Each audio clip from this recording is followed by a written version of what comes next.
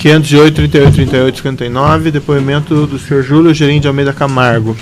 Senhor Júlio, o senhor já foi ouvido nesse processo, mas houve um pedido de reinquirição do senhor pela defesa do senhor Fernando Soares, então nós vamos realizar essa reinquirição.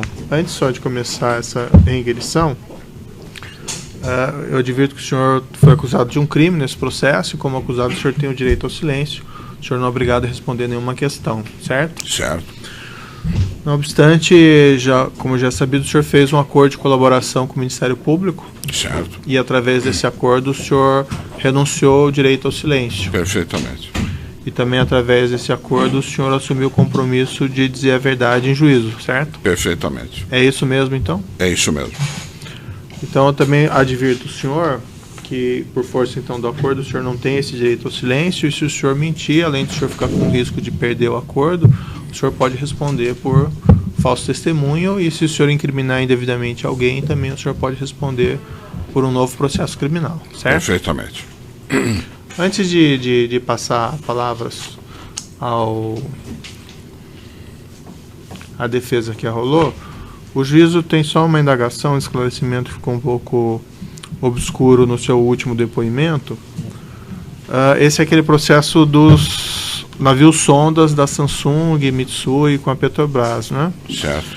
E foi feita uma referência pelo coacusado Alberto Youssef, que o senhor teria procurado ele e afirmado que o senhor estava sendo pressionado a realizar pagamento desses valores, em relação aos quais o senhor teria combinado com o senhor Fernando Soares, e aí que o senhor recorreu ao serviço do senhor Alberto Youssef para fazer parte do pagamento.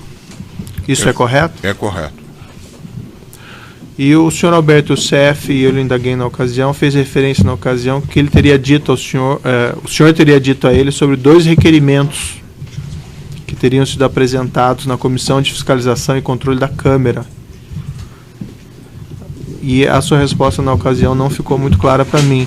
Esses requerimentos foram objeto da discussão do senhor com o senhor Alberto Youssef? Não, eu não foram objeto, eu simplesmente expliquei a ele que eu estava precisando fazer um montante de pagamentos, porque a pressão de cobrança havia chegado no limite e que eu entendia que esses requerimentos faziam parte da pressão. Quais foram as pressões de cobrança? De quem que o senhor recebeu essas pressões de cobrança para esse pagamento daqueles valores que tinham sido acertados com o Fernando Soares? Não, isso começou quando eu informei o senhor Fernando Soares de que a última cláusula de pagamento dos 2 contratos das sondas não estavam sendo respeitados pela Samsung, alegando problemas na nossa performance quanto ao contrato. E com isso, ela começou alegando, dizendo que isso era normal, que ela estava verificando internamente, porque isso ainda não estava sendo pago, e acabou com uma informação depois posterior dela, dizendo realmente nós não vamos pagar porque entendemos que o senhor não performou corretamente a última cláusula do contrato. Bom, e eu nesse momento chamei o Fernando, que era meu parceiro, eu numa posição e ele em outra, mas eu o chamei desde o início para me ajudar nessa operação, e disse a ele: Fernando, estamos com um problema, porque a Samsung não está querendo honrar a última parcela de pagamento, e aquilo que eu venho repassando a você é proporcional àquilo que eu estou recebendo. Não absolutamente proporcional, mas dentro de uma proporcionalidade. Então, já nessa vez, o Fernando Júlio, nós estamos com problema? Não, você está com problema. Porque isso era uma missão sua, de fazer essa gestão junto à Samsung, de fazer o contrato, de ter a garantia do recebimento. Então, no momento que isso está acontecendo, eu considero que isso é uma responsabilidade tua de resolver e não minha. Não é bem assim, porque também se do seu lado as coisas não tivessem dado certo, eu também, como seu parceiro, teria que entender que isso faz parte das operações, das discussões comerciais em geral. Muito bom, isso foi o primeiro diálogo. Eu acabei indo à Coreia para ver se conseguia resolver esse assunto na Coreia. Voltei desapontado, porque aí tive a certeza que não ia realmente receber. E chamei o Fernando novamente e disse: Fernando, realmente nós estamos com um problema. E aí ele me disse: Júlio, realmente nós estamos com um problema, porque eu estou sendo pressionado violentamente, inclusive pelo deputado Eduardo Cunha. E isso aí vai chegar numa situação muito embaraçosa para mim, mas para você, com certeza, vai ser muito mais embaraçosa. Falei, bom, eu acho que eu estaria à disposição para conversar com o deputado Eduardo Cunha, explicar a ele o que está acontecendo. Falei, Júlio, ele não quer conversar com você. Ele quer receber. Falei, bom, Fernando, vou mais uma vez verificar, vamos ver o que é possível. Ele falou, olha, inclusive, ele me disse que possivelmente vai fazer uma requisição na Câmara contra você e contra a Mitsui. Fernando, primeiro, a Mitsui não tem nada a ver com isso, porque a Mitsui é sócia da sonda, né? E segundo, a mim, bom, eu sou um agente da Samsung, e se ele quiser fazer essa requisição, faça. E passado algum tempo, mais ou menos em agosto de 2011, um representante, diretor da Mitsui no Rio de Janeiro, o senhor Takagi, me procurou no meu escritório do Rio de Janeiro, bastante assustado, com o requerimento assinado pela deputada Solange. E nesse requerimento encaminhado ao ministro de Minas e Energia, ministro Lobão, ela pedia, então, que todos os processos da Mitsui,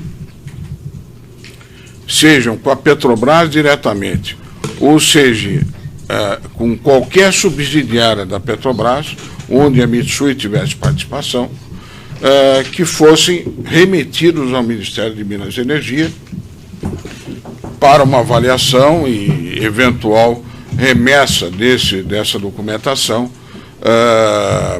ao TCU. E dizia também que pedia uma avaliação, se não estou enganado no termo, mais ou menos uma avaliação sobre a minha performance dentro desses contratos. Conforme já narrei, a posição da Mitsui foi: Júlio, estou vindo aqui para informá-lo do que está acontecendo, porém eu não quero que você tome nenhuma providência, porque isso aqui agora envolveu o nome da Mitsui, já está na mão do nosso departamento jurídico, e nós vamos providenciar enfim, a Petrobras, vamos nos colocar à disposição da Petrobras para qualquer esclarecimento, mas eu peço a você que não tome nenhuma ação isolada nesse assunto. Mas eu, na verdade, fiquei preocupado como um representante de uma empresa do grupo Mitsui, que era a Toei Engenharia, e esse tipo de coisa, de exposição a possíveis fatos errados, é uma coisa que as empresas estrangeiras têm total aversão, dado o nível de exposição delas no exterior, com bolsa de valores envolvidas e esse tipo de coisa. Eu me senti na obrigação de, não obstante ter recebido essa orientação, eu me informar efetivamente o que estava ocorrendo. Então, a primeira pessoa que eu me lembrei foi o Dr. Paulo Roberto, que eu sabia que tinha uma relação com o ministro Lobão, dada a posição do ministro e a dele de diretor numa das áreas de maior investimento da Petrobras, eles tinham, e eu havia presenciado disso, tinham uma relação amistosa, uma relação muito boa. Então, eu liguei ao doutor Paulo Roberto e disse: doutor Paulo, posso dar um pulo aí? Eu tenho um assunto urgente a falar com o senhor. Ele abriu um espaço na agenda dele e eu, no mesmo momento, fui a ele. Não reportei do que se tratava, mas pedi a ele o seguinte: estou precisando falar com urgência com o ministro Lobão. O senhor poderia arrumar uma agenda para mim? Ele disse: Júlio, você está com sorte. O ministro Lobão está no Rio de Janeiro. E um minutinho só que eu vou ligar a ele. Eu não me lembro agora se ele mandou ligar para o gabinete do ministro Lobão e do gabinete foi transferido para o ministro, ou se ele ligou diretamente no celular do ministro Lobão, se dizer que falaram. Ele falou: ministro, estou aqui com o Júlio Camargo e ele tem um assunto urgente a tratar com o senhor. O senhor poderia recebê-lo, aproveitando que o senhor está aqui no Rio de Janeiro, ele está aqui comigo. O ministro Lobão disse o seguinte: olha, peça para ele vir aqui na base aérea de Santos Dumont, eu vou voltar para Brasília 6 horas, 6h30, então peça para ele vir aqui na base aérea de Brasília, e eu converso com ele. E estive lá no horário combinado. Ele demorou um pouquinho para chegar, cheguei antes dele, e disse a ele: ministro, está acontecendo um fato desagradável. Existe um requerimento disso, numa empresa que eu represento, que eu acho que só traz benefícios para o país, tem trazido dinheiro japonês barato, tem sido um constante financiador das obras da Petrobras, e recebo um requerimento e mostrei para ele a cópia do requerimento. E a reação dele imediata foi o seguinte: isto é coisa do Eduardo. Pegou o seu celular e ligou para o deputado Eduardo Cunha na minha frente. E disse: Eduardo, estou aqui com o Júlio Camargo. Você está louco? Não sei qual foi a resposta do deputado, mas ele disse: você me procure amanhã cedo no meu gabinete em Brasília, que eu quero conversar com você. Desligou o telefone e disse: Júlio, o que te preocupa nesse requerimento? Existem coisas erradas? Falei: ministro, não tem nada errado. Ele disse: bom, se não tem nada errado, não há o que se preocupar. O que eu posso fazer é pedir para acelerar a verificação desse processo para que isso termine o mais rápido possível. Eu agradeço, se o senhor fizer isso, já é uma coisa interessante. Muito bom. Liguei para o Fernando, disse: Fernando, realmente o requerimento chegou. E eu agora quero conversar com o deputado Eduardo Cunha. Ok, vou falar com ele, se ele aceitar, eu marco para você. E depois de, talvez no mesmo dia, o dia seguinte, me ligou e marcamos, então, num domingo, final da tarde, no Rio de Janeiro. Um encontro num edifício comercial, localizado no Leblon, no Rio de Janeiro, que eu já identifiquei ao Ministério Público Federal de Brasília, o local, e tivemos um encontro. O deputado Eduardo Cunha, Fernando Soares e eu. Um encontro que eu fui bastante apreensivo. O deputado Eduardo Cunha é conhecido como uma pessoa agressiva, mas confesso que comigo foi extremamente amistoso, dizendo que ele não tinha nada pessoal contra mim, mas que havia um débito meu com o Fernando, do qual ele era merecedor de $5 milhões. e que isso estava atrapalhando, porque estava em véspera de campanha, se não me engano era uma campanha municipal, e que ele tinha uma série de compromissos e que eu vinha alongando esse pagamento há bastante tempo e que ele não tinha mais condição de aguardar. Minha primeira proposta a ele foi o seguinte: bom, deputado, no sentido de a gente tentar... É só uma questão aqui, porque se está em investigação lá no Procuradoria-Geral, também talvez não seja o caso de entrar em tantos detalhamentos por conta, para não prejudicar a investigação em curso lá. Aí o senhor que determina, Excelência. Essa conversa foi sobre essa questão da propina, então, desse caso dos contratos? Quer dizer, foi a complementação daqueles 10 milhões de dólares que eu digo que eu tive que pagar.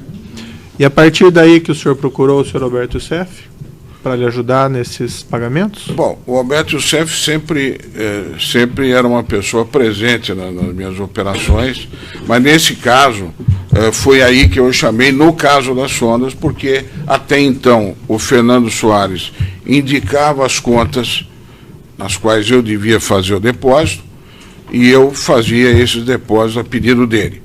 Quando veio essa emergência, vamos chamar assim, eu chamei o Alberto, que era uma pessoa com quem eu tinha um relacionamento de dia a dia e de confiança, e, se não me engano, até pedi ao Alberto se ele conhecia o deputado Eduardo Cunha, que eu estava com um problema com o deputado Eduardo Cunha. Mas isso foi depois da reunião, então? Depois da reunião. Tá. Depois da reunião. Então aí me organizei, porque o deputado Eduardo Cunha também não aceitou que eu pagasse somente a parte dele. Dizer, olha, Júlio, eu não aceito também que você faça uma negociação para pagar só a minha parte. Ou você paga o Fernando, você pode até pagar o Fernando mais dilatado. O meu eu preciso rapidamente. Né? Mas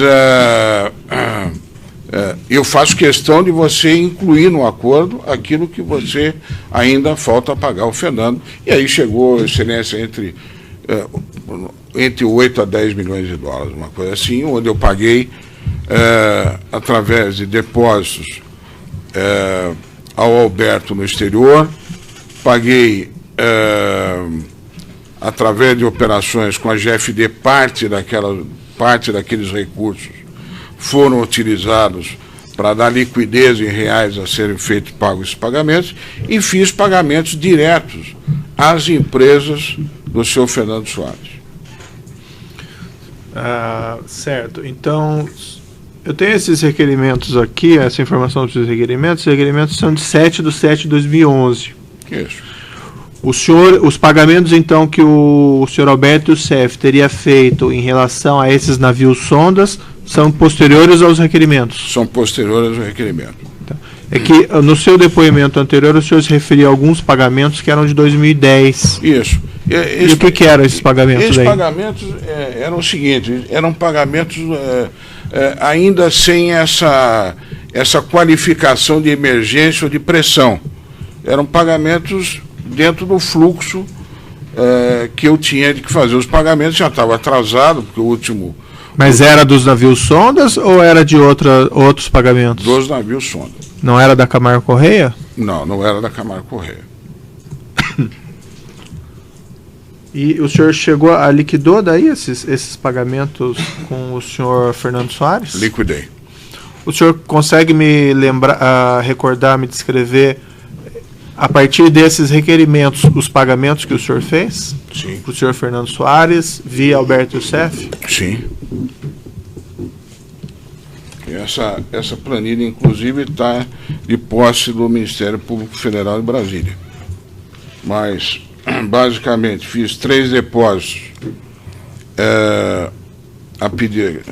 indicados pelo senhor Alberto Youssef, em 20/10/2011, através da minha empresa Vigela, para uma empresa indicada por ele que chama-se REY.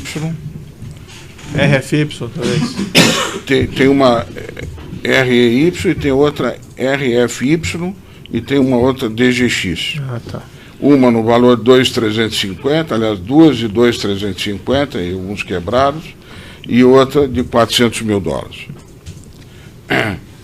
Depois, pagamentos efetuados à empresa do Fernando, uma de nome Tecnis, no valor de R$700 mil, e outra, vários pagamentos, 1, 2, 4, 6, 8, 9 pagamentos a uma empresa dele de nome Hawkeyes, num valor total de R$3.200.000.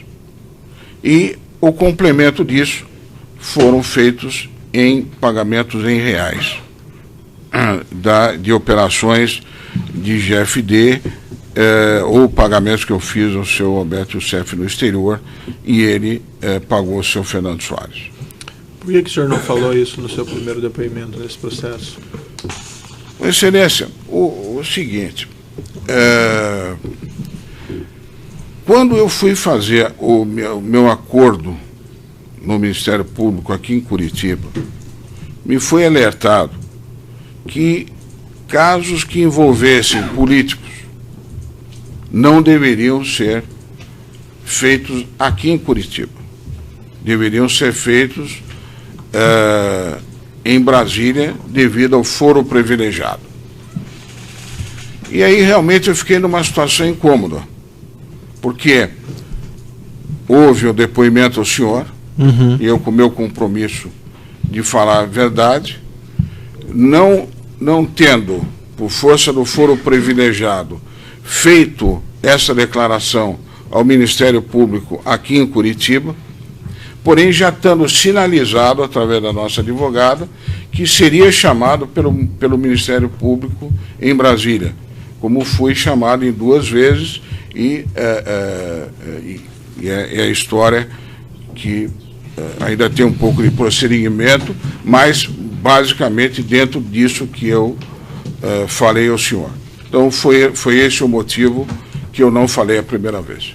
Também por algum receio ou não? Bom, com certeza, né, Excelência. O receio é uma coisa que todo homem que é responsável é obrigado a ter medo e receio.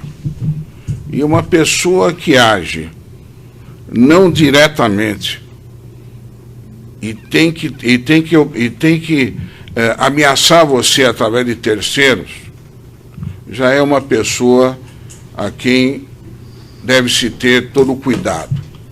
Além do mais, estamos falando com uma pessoa que, dizia ele, né, tinha um comando de 260 deputados no Congresso, sob o comando dele, e depois na eleição para líder do Congresso, isso na minha opinião, se constatou. Uma pessoa de alto poder de influência, onde eu fico preocupado. Pessoa física, isso é uma coisa normal pelo momento que eu estou enfrentando. O maior receio qual é? Família, porque quem age dessa maneira perfeitamente pode agir não contra você, mas contra terceiros. Eu sou que é pai de família, sabe que às vezes machucar um ente querido é muito pior do que machucar a você mesmo. E o poder também de influência contra os meus negócios e contra as minhas empresas. O que o senhor está falando hoje é o relato real do que aconteceu? Não aconteceu. É um receio. Não, estou dizendo a explicação que o senhor apresentou sobre os requerimentos, sobre esses seus contatos, essa é a versão correta, então, real? Essa é a versão correta e real. Bom, esses esclarecimentos do juízo em relação a isso.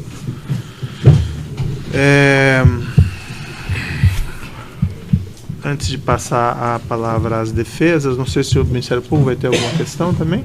É só, bem pontualmente, Excelência. O quê? Tá, interrupção aqui do áudio. Pois é.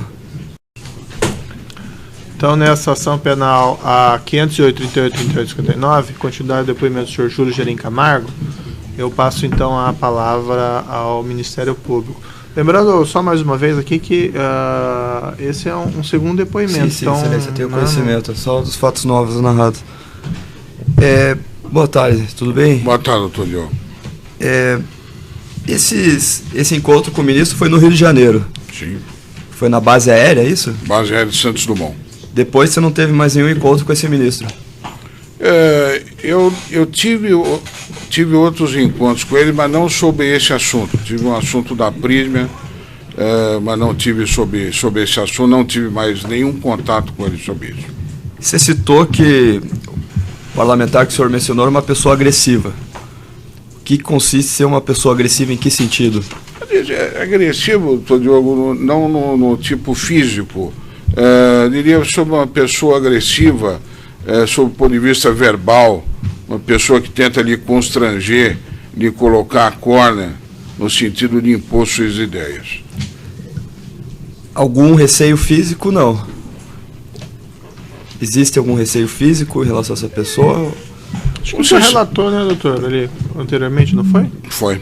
Tá. Alguma outra pessoa teve essa pressão desse parlamentar? Por exemplo, o senhor Fernando Soares, ele lhe relatou que era extremamente pressionado nesse sentido? Não, no caso, apesar de no início ele dizer que haviam vários amigos políticos, mas na verdade identificou-se que a pessoa era o deputado Eduardo Cunha. Qual que seria a consequência se você não pagasse essa diferença? Seu entendimento? Então, Diogo, poderiam haver retaliações em contratos que eu tinha em outras áreas, como eu já depus, só tive 2 contratos na área internacional. Minha atividade não tinha ligação com a área internacional. Mas podia haver retaliações, porque, como é sabido, num determinado momento o PMDB também passou a apoiar a área de abastecimento. Aí sim, onde eu tinha uma grande quantidade de contratos. E aí havia um receio, apesar do meu relacionamento com o doutor Paulo Roberto ser muito bom, havia um receio de haver uma pressão contra os meus interesses. Sem mais perguntas, excelência. As defesas dos demais acusados, deixando por último a defesa do próprio acusado. Excelência, eu gostaria de, em primeiro lugar, manifestar a estranheza dos defensores com relação a essa cena inusitada, porque dezenas de depoimentos foram prestados pelo senhor Júlio e essa história jamais veio à baila. E essa história vem hoje e surge aqui, nessa sessão, com pormenores jamais ditos antes, e ele traz à cena a figura do presidente da Câmara dos Deputados, o qual, evidentemente, se viesse a ser processado, só poderia ser perante o Supremo Tribunal Federal. A minha indagação, primeira, diante da estranheza, é exatamente por que razão omitiu.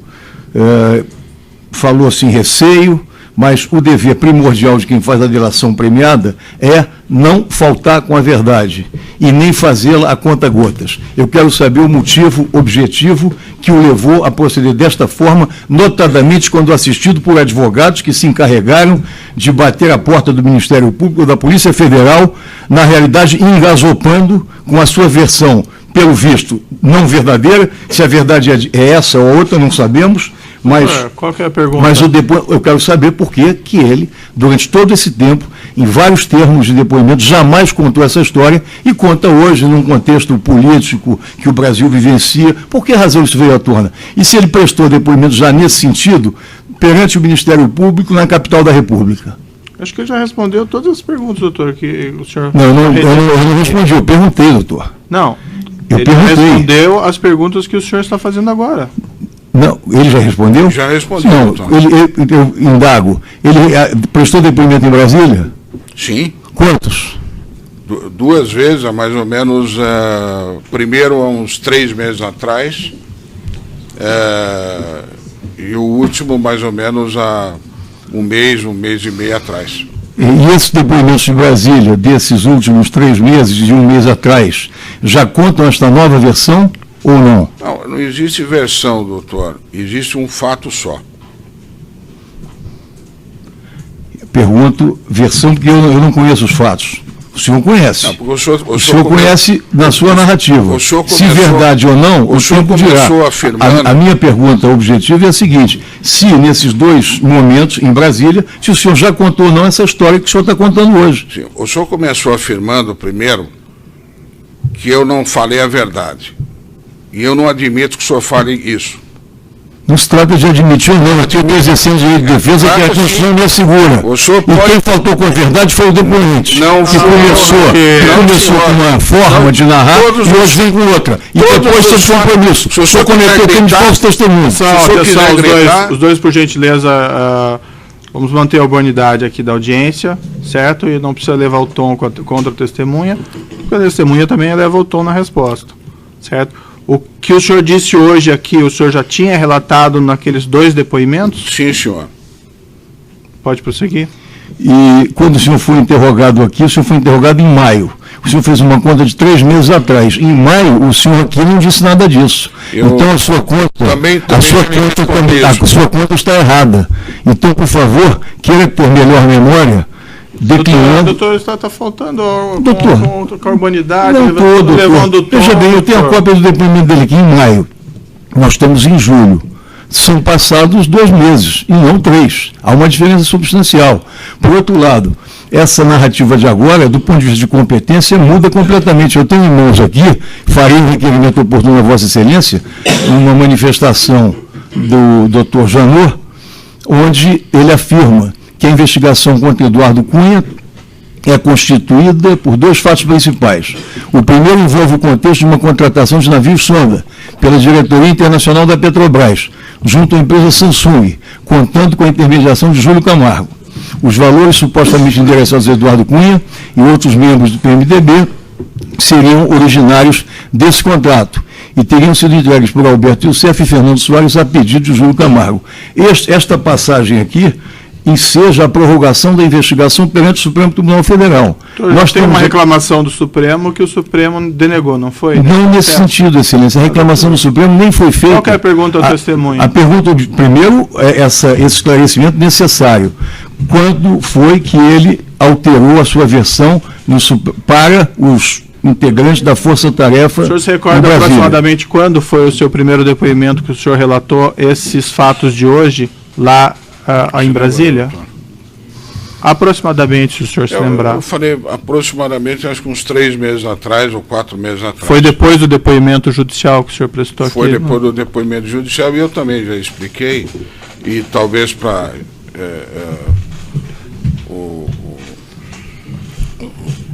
talvez o eminente advogado ainda talvez não tenha ouvido, que eu disse que quando fiz o primeiro depoimento, não havia relatado isso ao Ministério Público de Curitiba.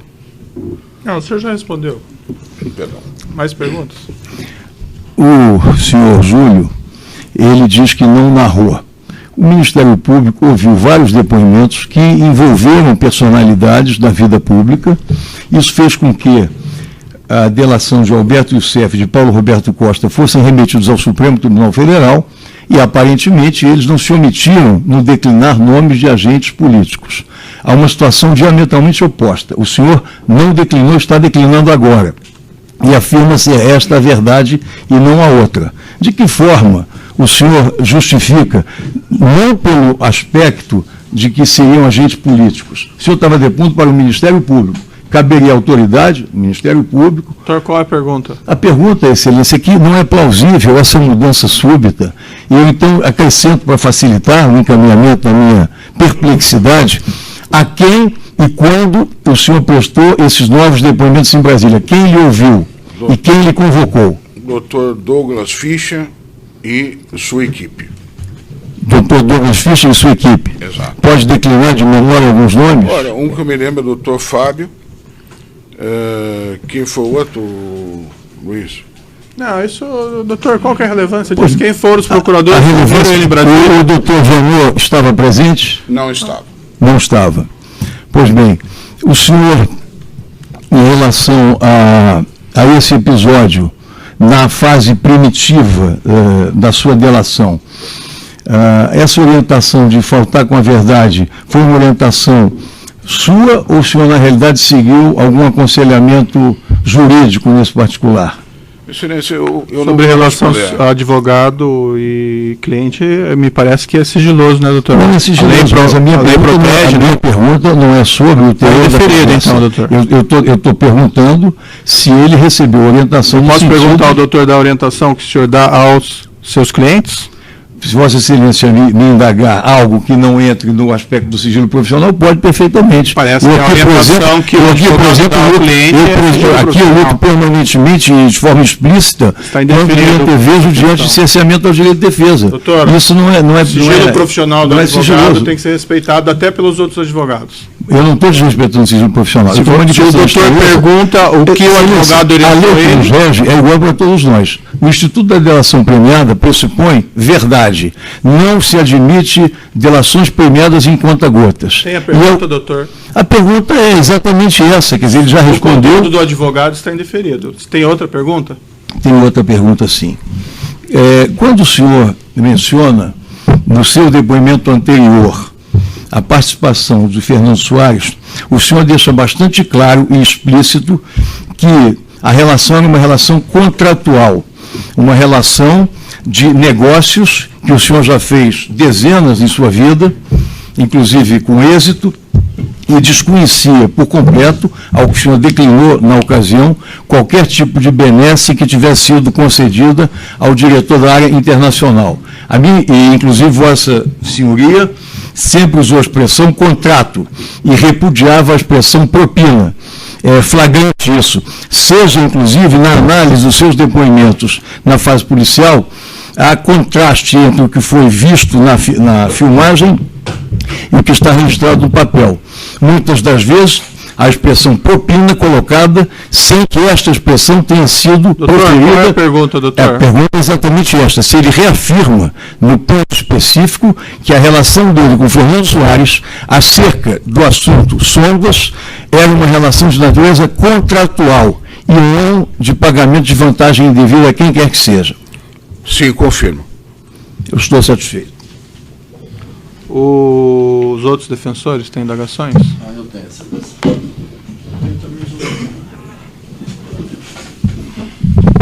Nestor Severo.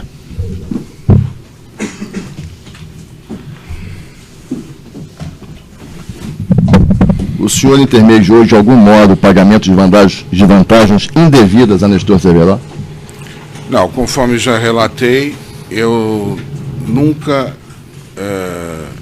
entreguei nada indevido ao doutor Nestor e nunca me foi relatado pelo Fernando que tenha pago qualquer coisa indevida ao doutor Nestor. Já fiz isso nas minhas declarações, já falei isso em minhas declarações anteriores. Quanto a esse ponto, não tem alteração, então? Não há alteração. Sem mais perguntas, Excelência.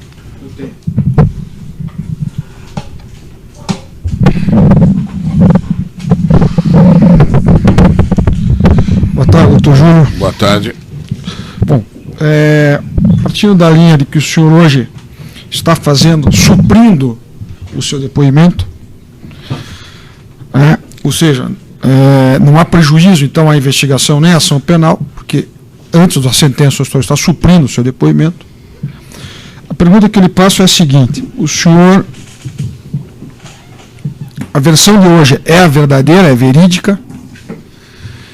Doutor, só quero fazer só me permitir. Claro, fique à vontade. Excelência também. O senhor é um interrogado. Rapidamente, eu quero dizer o seguinte: todos os meus depoimentos, independente de eu ter a consciência que todos eles foram verdadeiros, não obstante isso,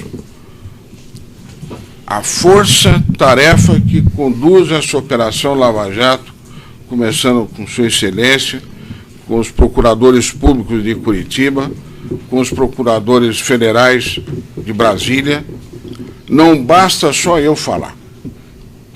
Tudo aquilo que eu falei foi checado e foi verificado e aquilo que por acaso surgiu dúvida foi rechamado para esclarecer.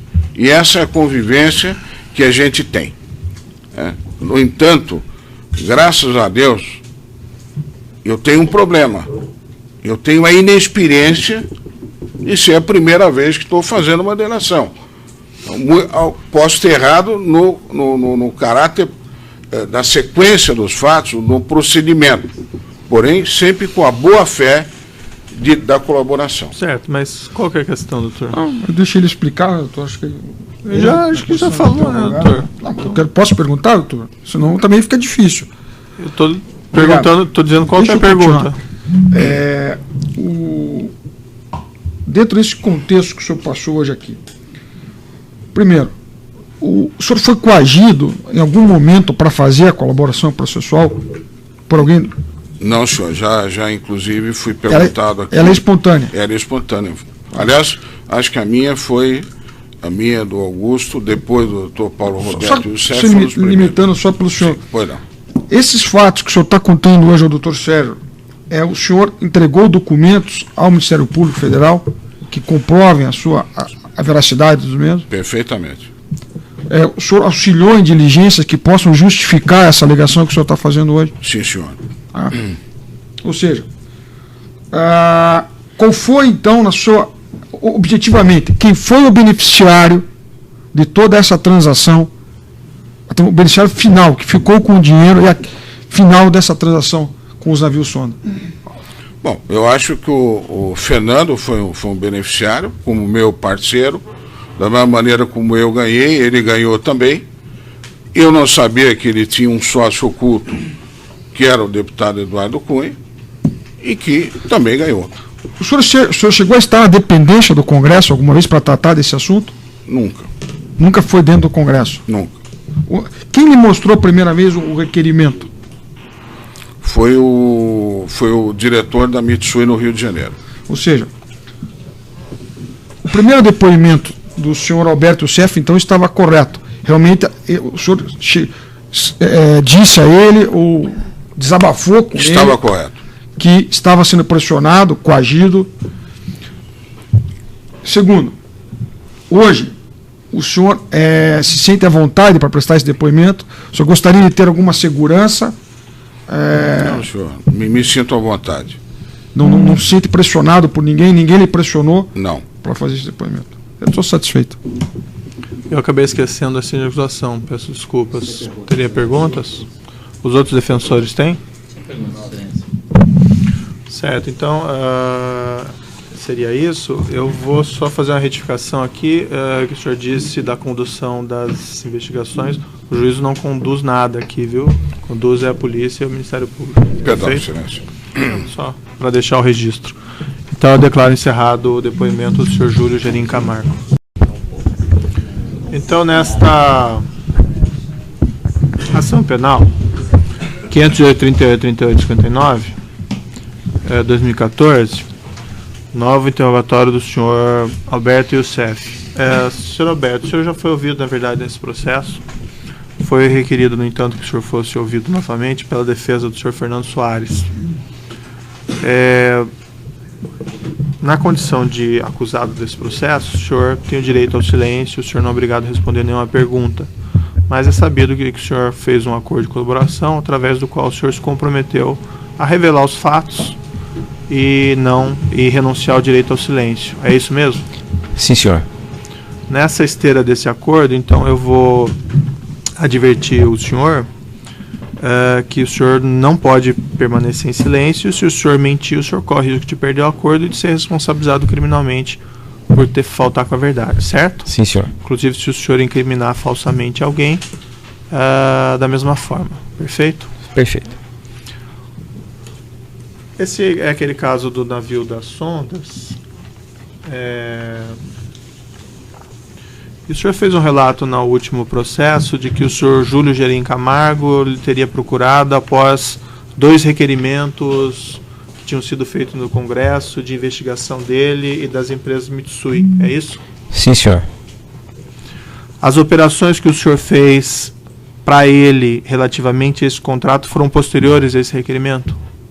foram posteriores a esse requerimento, aonde eu já detalhei para este juízo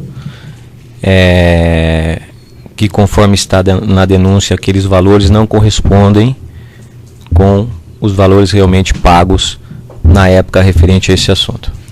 Os valores relativamente a esse assunto o senhor descreveu naquela ocasião, é aquilo mesmo, então? Sim, senhor.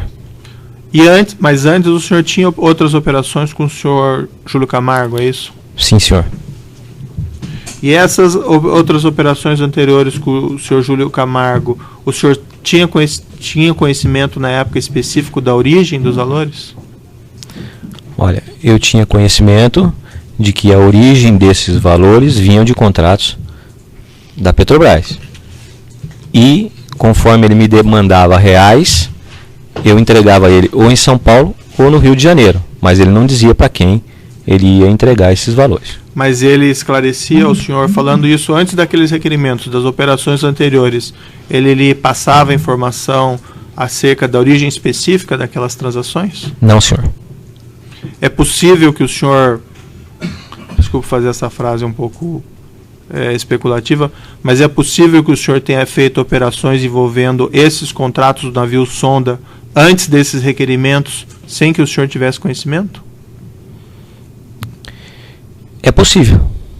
Através do senhor Júlio Camargo? Sim, senhor. Só esclarecimentos do juízo. O Ministério Público tem alguma questão? Nenhuma, excelência. Os defensores têm questões? Nada a perguntar? Alguma questão? Tema conexo ao objeto da denúncia, eu acho que é relevante. Senhor Alberto, gostaria só que o senhor esclarecesse perante o juízo se alguma vez o senhor utilizou-se do nome dos seus familiares para realizar alguma operação ilícita. Não. Nunca na minha vida eu utilizei da minha esposa, hoje ex-esposa, ou das minhas filhas para que fizesse alguma operação ilícita. Pelo contrário, eu tenho muito orgulho das minhas filhas, pelo que elas são, pelo caráter que elas têm, e também da minha ex-esposa. Sr. Roberto, a senhora Kemily, alguma vez o senhor utilizou o nome dela ou realizou alguma operação ilícita com ela? Não, senhor. A senhora Tamini? Também não, senhor. E a senhora Joana Dark? Também não, senhor. Sem mais esclarecimentos, excelência. O senhor me permite só umas duas? Eu acabei esquecendo de novo o síndico de acusação, perdão. Não é comum assim de acusação nos meus processos. Você teria alguma pergunta? Pode perguntar antes. Não tem pergunta. Obrigado. Tá. Alguém mais quer me perguntar? Não. Obrigado.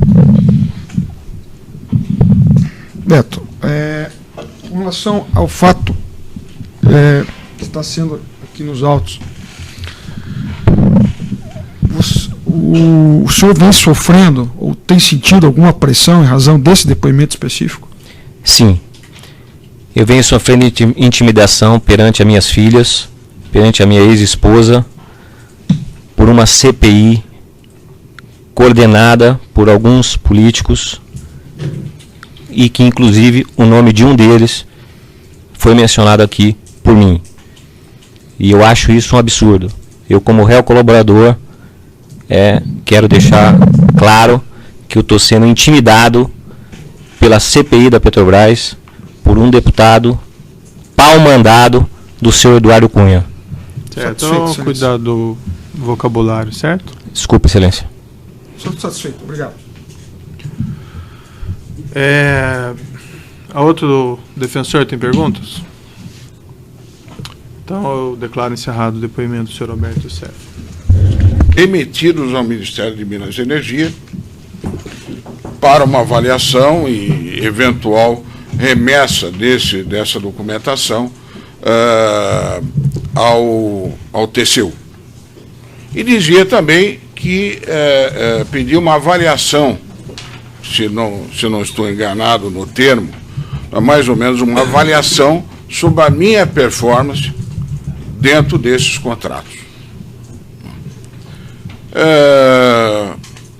Conforme já narrei, a posição da Mitsui foi: Júlio, estou vindo aqui para informá-lo do que tá acontecendo, porém eu não quero que você tome nenhuma providência, porque isso aqui agora envolveu o nome da Mitsui, já está na mão do nosso departamento jurídico, e nós vamos providenciar enfim, a Petrobras, vamos nos colocar à disposição da Petrobras para qualquer esclarecimento, mas eu peço a você que não tome nenhuma ação isolada nesse assunto. Mas eu, na verdade, fiquei preocupado como um representante de uma empresa do grupo Mitsui, que era a Toei Engenharia, e esse tipo de coisa, de exposição a possíveis fatos errados, é uma coisa que as empresas estrangeiras têm total aversão, dado o nível de exposição delas no exterior, com bolsa de valores envolvidas e esse tipo de coisa. Eu me senti na obrigação de, não obstante ter recebido essa orientação, eu me informar efetivamente o que estava ocorrendo. Então, a primeira pessoa que eu me lembrei foi o Dr. Paulo Roberto, que eu sabia que tinha uma relação com o ministro Lobão, dada a posição do ministro e a dele de diretor numa das áreas de maior investimento da Petrobras, eles tinham, e eu havia presenciado disso, tinham uma relação amistosa, uma relação muito boa. Então, eu liguei ao Dr. Paulo Roberto e disse: doutor Paulo, posso dar um pulo aí? Eu tenho um assunto urgente a falar com o senhor. Ele abriu um espaço na agenda dele e eu, no mesmo momento, fui a ele. Não reportei do que se tratava, mas pedi a ele o seguinte: estou precisando falar com urgência com o ministro Lobão. O senhor poderia arrumar uma agenda para mim? E ele disse: Júlio, você está com sorte. O ministro Lobão está no Rio de Janeiro. E um minutinho só que eu vou ligar a ele. Eu não me lembro agora se ele mandou ligar para o gabinete do ministro Lobão e do gabinete foi transferido para o ministro, ou se ele ligou diretamente no celular do ministro Lobão, se dizer que falaram. Ele falou: ministro, estou aqui com o Júlio Camargo e ele tem um assunto urgente a tratar com o senhor. O senhor poderia recebê-lo, aproveitando que o senhor está aqui no Rio de Janeiro, ele está aqui comigo. O ministro Lobão disse o seguinte: olha, peça para ele vir aqui na base aérea de Santos Dumont, eu vou voltar para Brasília 6 horas, 6h30, então peça para ele vir aqui na base aérea de Brasília, e eu converso com ele. E estive lá no horário combinado. Ele demorou um pouquinho para chegar, cheguei antes dele, e disse a ele: ministro, está acontecendo um fato desagradável. Existe um requerimento disso, numa empresa que eu represento, que eu acho que só traz benefícios para o país, tem trazido dinheiro japonês barato, tem sido um constante financiador das obras da Petrobras, e recebo um requerimento e mostrei para ele a cópia do requerimento. E a reação dele imediata foi o seguinte: isto é coisa do Eduardo. Pegou o seu celular e ligou para o deputado Eduardo Cunha na minha frente. E disse: Eduardo, estou aqui com o Júlio Camargo. Você está louco? Não sei qual foi a resposta do deputado, mas ele disse: você me procure amanhã cedo no meu gabinete em Brasília, que eu quero conversar com você. Desligou o telefone e disse: Júlio, o que te preocupa nesse requerimento? Existem coisas erradas? Falei: ministro, não tem nada errado. Ele diz: bom, se não tem nada errado, não há o que se preocupar. O que eu posso fazer é pedir para acelerar a verificação desse processo, para que isso termine o mais rápido possível. Eu agradeço, se o senhor fizer isso, já é uma coisa interessante. Muito bom. Liguei para o Fernando, disse: Fernando, realmente o requerimento chegou.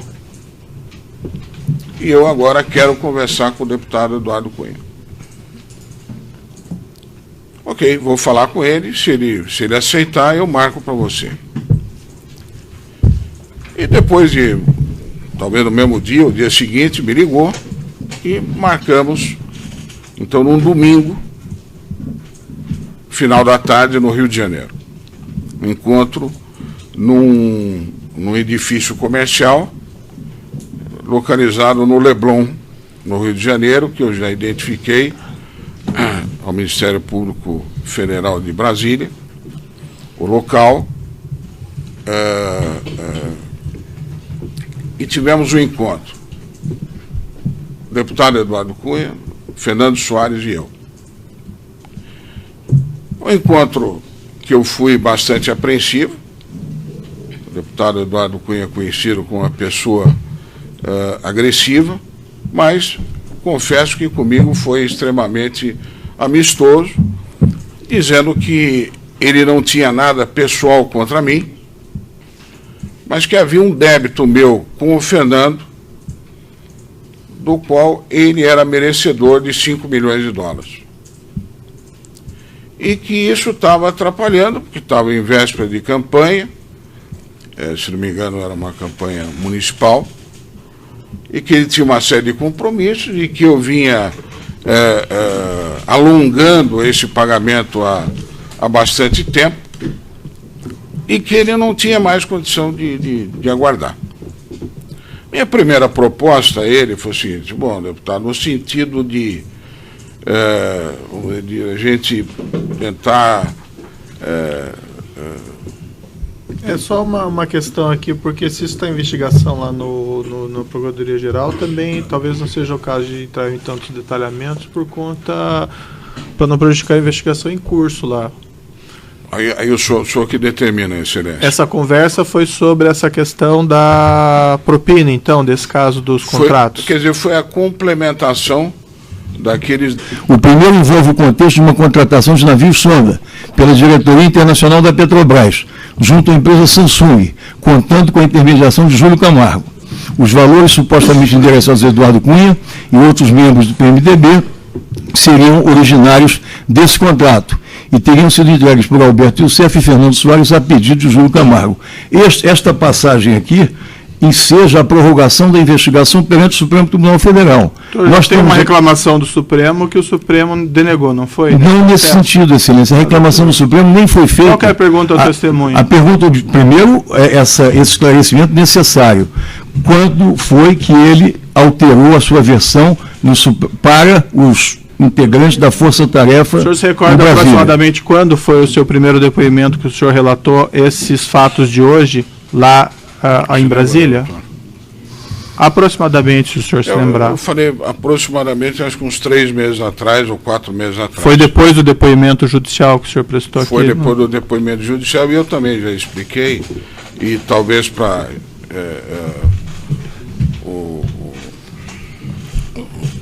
talvez o eminente advogado ainda talvez não tenha ouvido, que eu disse que, quando fiz o primeiro depoimento, não havia relatado isso ao Ministério Público de Curitiba. Não, o senhor já respondeu. Perdão. Mais perguntas? O senhor Júlio, ele diz que não narrou. O Ministério Público ouviu vários depoimentos que envolveram personalidades da vida pública. Isso fez com que a delação de Alberto Youssef e de Paulo Roberto Costa fossem remetidos ao Supremo Tribunal Federal e, aparentemente, eles não se omitiram no declinar nomes de agentes políticos. Há uma situação diametralmente oposta. O senhor não declinou, está declinando agora. E afirma ser esta a verdade e não a outra. De que forma o senhor justifica, não pelo aspecto de que seriam agentes políticos? O senhor estava depondo para o Ministério Público. Caberia à autoridade, Ministério Público. Doutor, qual é a pergunta? A pergunta, Excelência, é que não é plausível essa mudança súbita. E eu, então, acrescento para facilitar o encaminhamento da minha perplexidade, a quem e quando o senhor prestou esses novos depoimentos em Brasília? Quem lhe ouviu e quem lhe convocou? Dr. Douglas Fischer e sua equipe. Dr. doutor Douglas Fischer e sua equipe. Exato. Pode declinar de memória alguns nomes? Olha, um que eu me lembro é o doutor Fábio. Quem foi o outro, Luiz? Não, isso, doutor, qual que é a relevância disso? Quem foram os procuradores? A relevância, ele em Brasília? o doutor Janot estava presente? Não estava. Não estava. Pois bem, o senhor, em relação a esse episódio, na fase primitiva da sua delação, essa orientação de faltar com a verdade foi uma orientação sua ou o senhor, na realidade, seguiu algum aconselhamento jurídico nesse particular? Excelência, eu Sobre não relação responder. a advogado e cliente, me parece que é sigiloso, né, doutor? Não é sigiloso, mas a minha pergunta não é sobre o teor da conversa. Então, doutor. Eu estou perguntando se ele recebeu orientação. Posso perguntar ao doutor da orientação que o senhor dá aos seus clientes? Se Vossa Excelência me indagar algo que não entre no aspecto do sigilo profissional, pode perfeitamente. Parece que a orientação que o cliente aqui eu luto permanentemente e de forma explícita está contra o direito de defesa diante de cerceamento ao direito de defesa. Doutor, isso não é sigilo profissional do advogado sigiloso. Tem que ser respeitado até pelos outros advogados. Eu não estou desrespeitando o sigilo profissional. Se o doutor pergunta o que o advogado orientou ele... A lei que nos rege é igual para todos nós. O Instituto da Delação Premiada pressupõe verdade. Não se admite delações premiadas em conta-gotas. Tem a pergunta, doutor? A pergunta é exatamente essa, quer dizer, ele já respondeu. O conteúdo do advogado está indeferido. Tem outra pergunta? Tem outra pergunta, sim.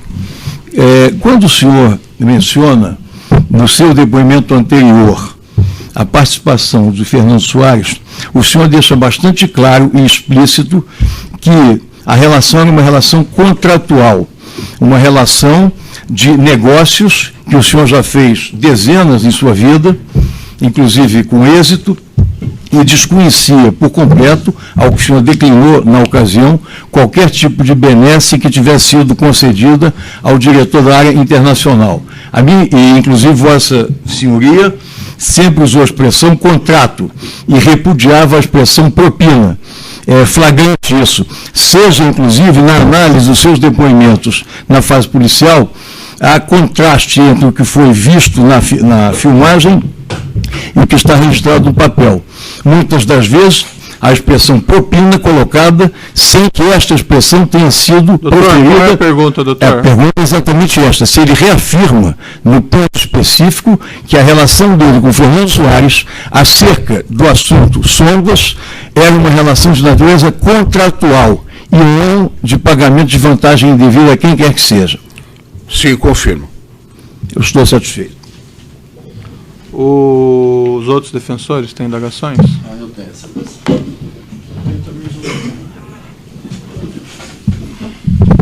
Nestor Severo.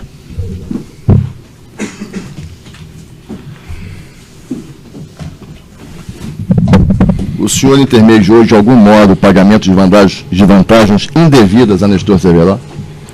Não, conforme já relatei, eu nunca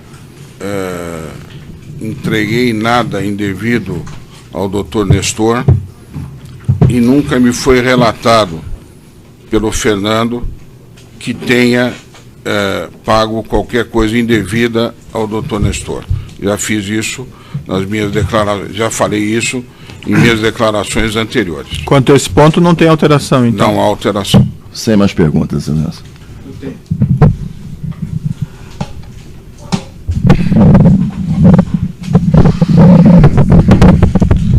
Boa tarde, doutor Júnior. Boa tarde.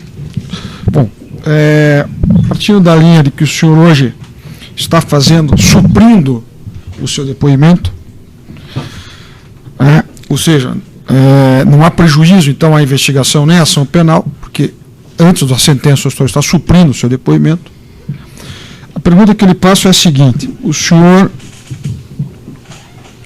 a versão de hoje é a verdadeira, é verídica? Doutor, só quero fazer se o senhor me permitir. Claro, fique à vontade. A Excelência também. O senhor é o interrogado. Rapidamente, eu quero dizer o seguinte: todos os meus depoimentos, independente de eu ter a consciência que todos eles foram verdadeiros, não obstante isso, a força-tarefa que conduz essa Operação Lava Jato começando com Sua Excelência, com os procuradores públicos de Curitiba, com os procuradores federais de Brasília. Não basta só eu falar. Tudo aquilo que eu falei foi checado e foi... 508, 38, 38, 59, depoimento do senhor Júlio Gerim de Almeida Camargo. Senhor Júlio, o senhor já foi ouvido nesse processo, mas houve um pedido de reinquirição do senhor pela defesa do senhor Fernando Soares, então nós vamos realizar essa reinquirição. Antes só de começar essa reinquirição, eu advirto que o senhor foi acusado de um crime nesse processo, e como acusado o senhor tem o direito ao silêncio, o senhor não é obrigado a responder nenhuma questão, certo? Certo. Não obstante, como já é sabido, o senhor fez um acordo de colaboração com o Ministério Público. Certo. E através desse acordo o senhor renunciou ao direito ao silêncio. Perfeitamente. E também através desse acordo o senhor assumiu o compromisso de dizer a verdade em juízo, certo? Perfeitamente. É isso mesmo, então? É isso mesmo. Então eu também advirto o senhor que, por força então do acordo, o senhor não tem esse direito ao silêncio, e se o senhor mentir, além de o senhor ficar com risco de perder o acordo, o senhor pode responder por falso testemunho, e se o senhor incriminar indevidamente alguém, também o senhor pode responder por um novo processo criminal, certo? Perfeitamente. Antes de passar palavras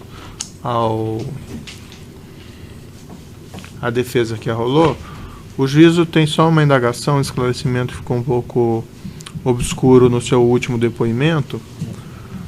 Esse é aquele processo dos navios sondas da Samsung, Mitsui com a Petrobras, né? Certo. E foi feita uma referência pelo coacusado Alberto Youssef, que o senhor teria procurado ele e afirmado que o senhor estava sendo pressionado a realizar pagamento desses valores em relação aos quais o senhor teria combinado com o senhor Fernando Soares, e aí que o senhor recorreu ao serviço do senhor Alberto Youssef para fazer parte do pagamento. Isso é correto? É correto. E o senhor Alberto Youssef, e eu lhe indaguei na ocasião, fez referência na ocasião que ele teria dito ao senhor, o senhor teria dito a ele sobre 2 requerimentos que teriam sido apresentados na Comissão de Fiscalização e Controle da Câmara. E a sua resposta na ocasião não ficou muito clara para mim. Esses requerimentos foram objeto da discussão do senhor com o senhor Alberto Youssef? Não, eu não foram objeto, eu simplesmente expliquei a ele que eu estava precisando fazer um montante de pagamentos, porque a pressão de cobrança havia chegado no limite e que eu entendia que esses requerimentos faziam parte da pressão. Quais foram as pressões de cobrança? De quem que o senhor recebeu essas pressões de cobrança para esse pagamento daqueles valores que tinham sido acertados com o Fernando Soares? Não, isso começou quando eu informei o senhor Fernando Soares de que a última cláusula de pagamento dos 2 contratos das sondas não estavam sendo respeitados pela Samsung, alegando problemas na nossa performance quanto ao contrato. E com isso, ela começou alegando, dizendo que isso era normal, que ela estava verificando internamente, porque isso ainda não estava sendo pago, e acabou com uma informação depois posterior dela, dizendo realmente nós não vamos pagar porque entendemos que o senhor não performou corretamente a última cláusula do contrato. Bom, e eu nesse momento chamei o Fernando, que era meu parceiro, eu numa posição e ele em outra, mas eu o chamei desde o início para me ajudar nessa operação, e disse a ele: Fernando, estamos com um problema, porque a Samsung não está querendo honrar a última parcela de pagamento, e aquilo que eu venho repassando a você é proporcional àquilo que eu estou recebendo. Não absolutamente proporcional, mas dentro de uma, de uma proporcionalidade. Então, já nessa vez, o Fernando Júlio, nós estamos com problema? Não, você está com problema. Porque isso era uma missão sua, de fazer essa gestão junto à Samsung, de fazer o contrato, de ter a garantia do recebimento. Então, no momento que isso está acontecendo, eu considero que isso é uma responsabilidade tua de resolver e não minha. Não é bem assim, porque também se do seu lado as coisas não tivessem dado certo, eu também, como seu parceiro, teria que entender que isso faz parte das operações, das discussões comerciais em geral. Muito bom, isso foi o primeiro diálogo. Eu acabei indo à Coreia para ver se conseguia resolver esse assunto na Coreia. Voltei desapontado, porque aí tive a certeza que não ia realmente receber. E chamei o Fernando novamente e disse: Fernando, realmente nós estamos com um problema. E aí ele me disse: Júlio, realmente nós estamos com um problema, porque eu estou sendo pressionado violentamente, inclusive pelo deputado Eduardo Cunha. E isso aí vai chegar numa situação muito embaraçosa para mim, mas para você, com certeza, vai ser muito mais embaraçosa. Bom, eu acho que eu estaria à disposição para conversar com o deputado Eduardo Cunha, explicar a ele o que está acontecendo. O Júlio não quer conversar com você. Ele quer receber. Bom, Fernando, vou mais uma vez verificar, vamos ver o que é possível. Ele falou: olha, inclusive, ele me disse que possivelmente vai fazer uma requisição na Câmara contra você e contra a Mitsui. Fernando, primeiro, a Mitsui não tem nada a ver com isso, porque a Mitsui é sócia da sonda, né? E segundo, a mim, bom, eu sou um agente da Samsung, e se ele quiser fazer essa requisição, faça. E passado algum tempo, mais ou menos em agosto de 2011, um representante, diretor da Mitsui no Rio de Janeiro, o senhor Takagi, me procurou no meu escritório do Rio de Janeiro, bastante assustado, com o requerimento assinado pela deputada Solange. E nesse requerimento, encaminhado ao ministro de Minas e Energia, ministro Lobão, ela pedia, então, que todos os processos da Mitsui, sejam com a Petrobras diretamente, ou seja, com qualquer subsidiária da Petrobras, onde a Mitsui tivesse participação, que fossem 10 milhões de dólares, que eu digo que eu tive que pagar. E a partir daí que o senhor procurou o senhor Alberto Youssef para lhe ajudar nesses pagamentos? Bom, o Alberto Youssef sempre era uma pessoa presente nas minhas operações, mas nesse caso foi aí que eu chamei, no caso das sondas, porque até então o Fernando Soares indicava as contas nas quais eu devia fazer o depósito e eu fazia esses depósitos a pedido dele.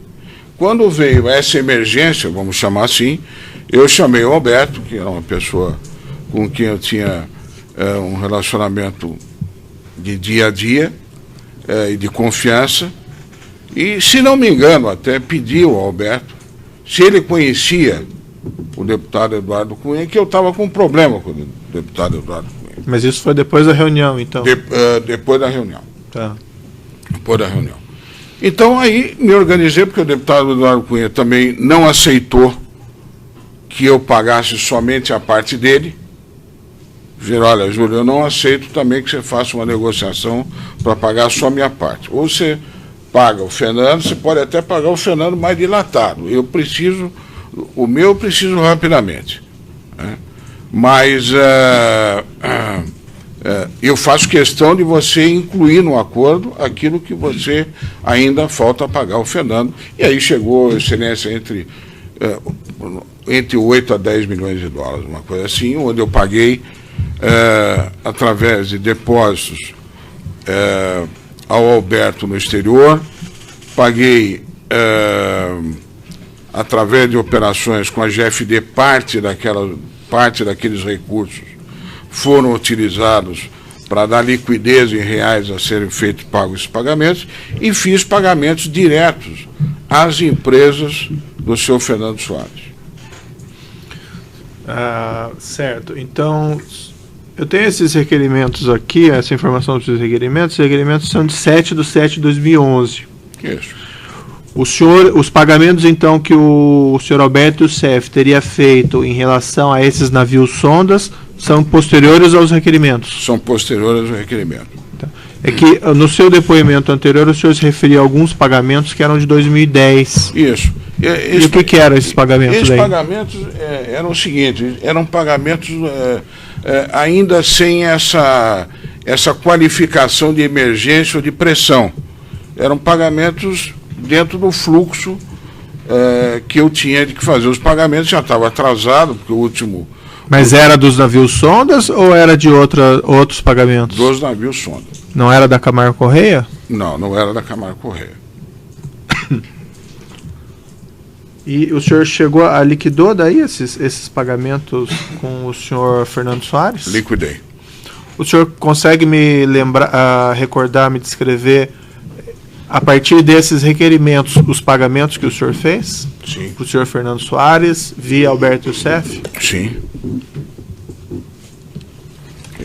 Essa planilha, inclusive, está de posse do Ministério Público Federal de Brasília. Mas, basicamente, fiz 3 depósitos indicados pelo senhor Alberto Youssef, em 20/10/2011, através da minha empresa Vigela, para uma empresa indicada por ele que chama-se REY. RFY, talvez? Tem uma REY e tem outra RFY e tem uma outra DGX. Tá. Uma no valor de 2.350, aliás, 2 de 2.350 e alguns quebrados, e outra de $400 mil.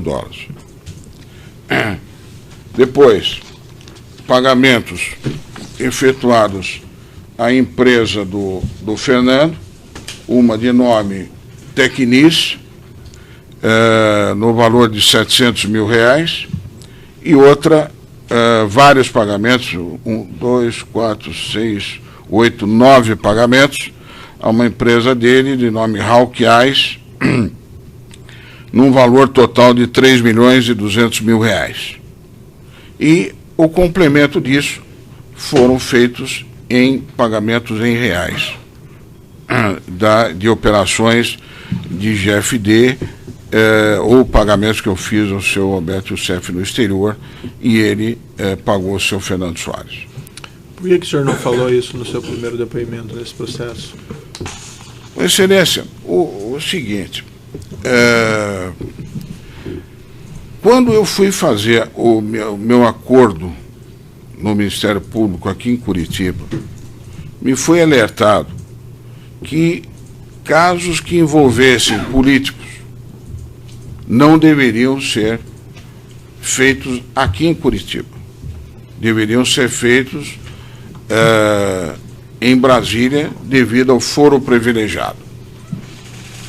E aí realmente eu fiquei numa situação incômoda, porque houve o depoimento ao senhor, e eu, com o meu compromisso de falar a verdade, não tendo, por força do foro privilegiado, feito essa declaração ao Ministério Público aqui em Curitiba, porém já estando sinalizado, através da nossa advogada, que seria chamado pelo Ministério Público em Brasília, como fui chamado em 2 vezes, e é a história que ainda tem um pouco de prosseguimento, mas basicamente dentro disso que eu falei ao senhor. Então foi esse o motivo que eu não falei a primeira vez. Também por algum receio ou não? Bom, com certeza, né, Excelência. O receio é uma coisa que todo homem que é responsável é obrigado a ter medo e receio. E uma pessoa que age não diretamente, e tem que ameaçar você através de terceiros, já é uma pessoa a quem deve-se ter todo o cuidado.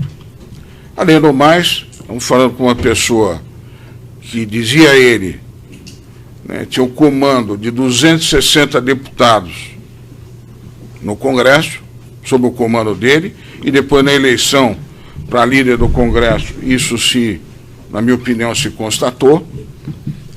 Uma pessoa de alto poder de influência, onde eu fico preocupado.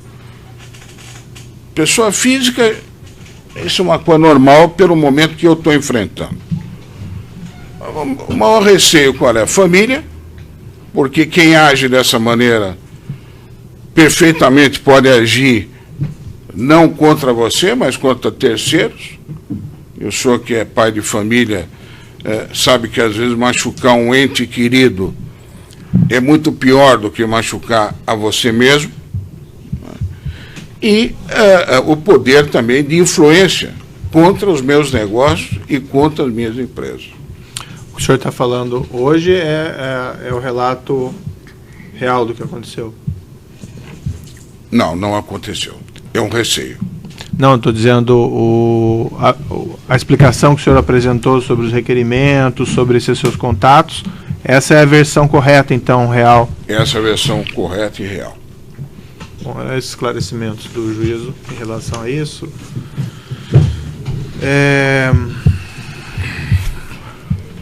Antes de passar a palavra às defesas, não sei se o Ministério Público vai ter alguma questão também? Só bem pontualmente, Excelência. Tá. Interrupção aqui do áudio. Pois não.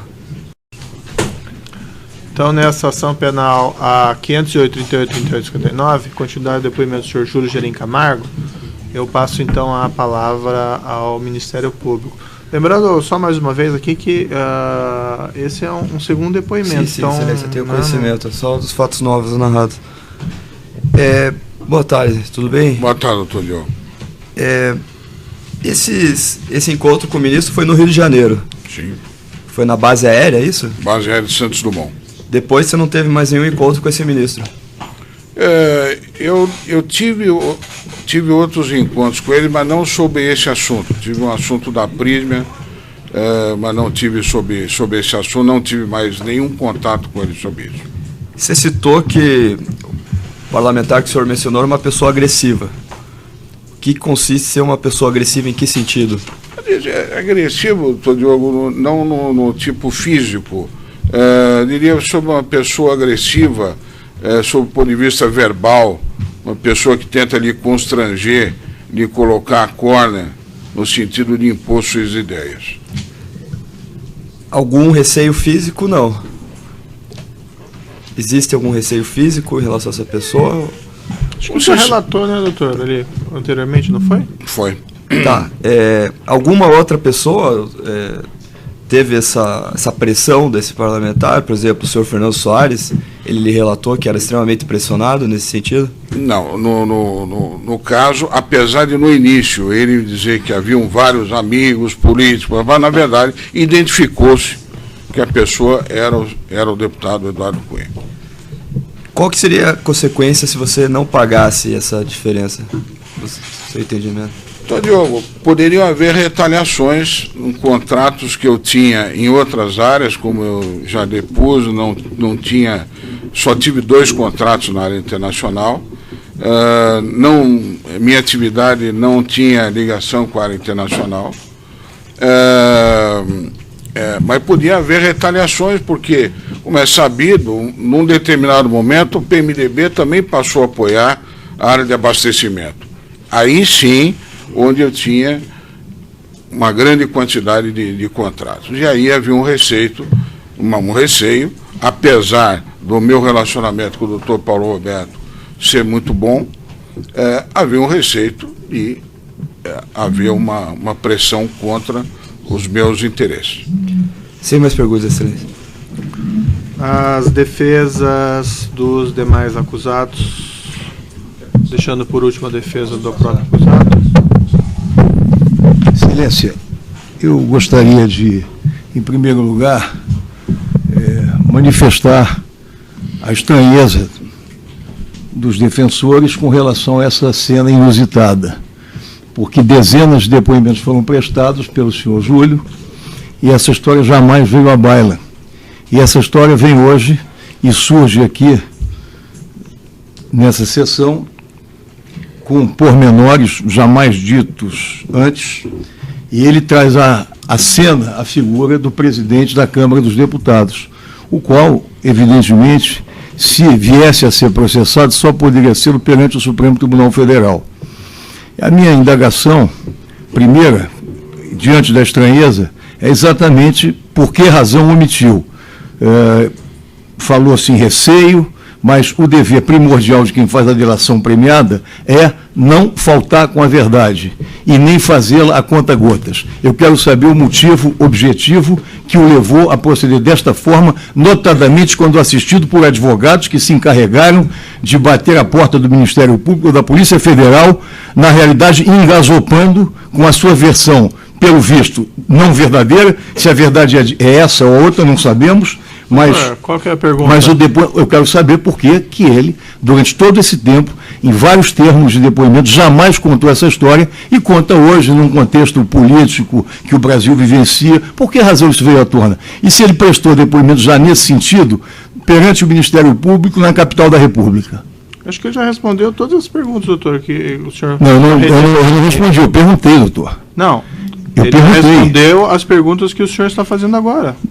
Não, ele já respondeu? Já respondeu. Não, eu indago. Ele prestou depoimento em Brasília? Sim. Quantos?